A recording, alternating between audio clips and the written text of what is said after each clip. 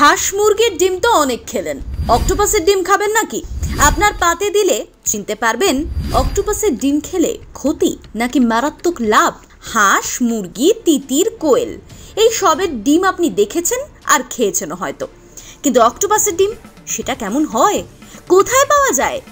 Cosy sushi বার নামের একটি রেস্তোরাঁ taco তামাগো নামের এই খাবারটি তাদের মেনুতে রেখেছে। একটি ঐতিহ্যবাহী জাপানি খাবার হিসেবেই উপস্থাপন করা হয়েছে এটিকে।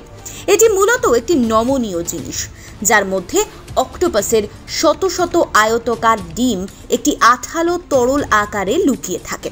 সেই নরম অংশ ব্লো টর্চের সাহায্যে গলানো হয়, যাতে ডিমগুলো উপচে প্লেটে আসে।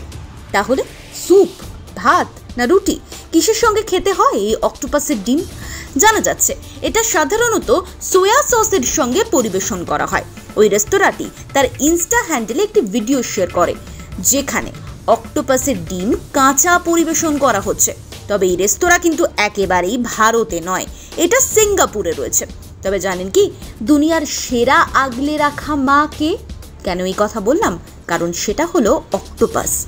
4-5 মাস ধরে অক্টোপাস তার শরীরের ভেতর ডিম নিয়ে থাকে। যখন জলের তাপমাত্রা ঠিক থাকে তখন সে তার শরীর থেকে ডিমগুলো জলে ছেড়ে দেয়।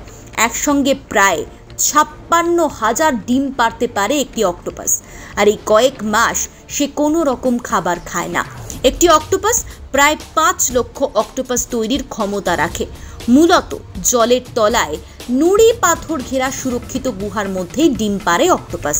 আর সেই ডিমগুলো সে নিজেই পাহারা দেয়, যাতে ক্ষুধার্ত কোনো কাঁকড়া, স্টারফিশ ডিমগুলো খেয়ে না নেয়। এই ডিমগুলো প্রতিটাই সাদা পুঁতির মতো।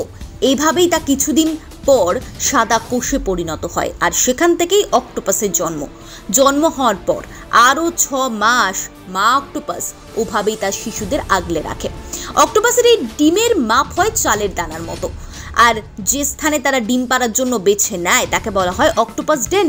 বিভিন্ন চীনা রেস্তোরাঁয় সেই অক্টোপাসের ডেন শিল্পসজ্জা হিসেবেও ব্যবহার করা হয়। অক্টোপাসের ডিমে রয়েছে প্রোটিন, ওমেগা 3, ভিটামিন B12। এটি একটি সুষম এবং পুষ্টিকর খাদ্য। জাপানের একটি সাধারণ খাবার এটি, সারা বছরই সেখানে পাওয়া যায়। চেখে দেখবেন নাকি? ব্যুরো রিপোর্ট, আজ বিকেল।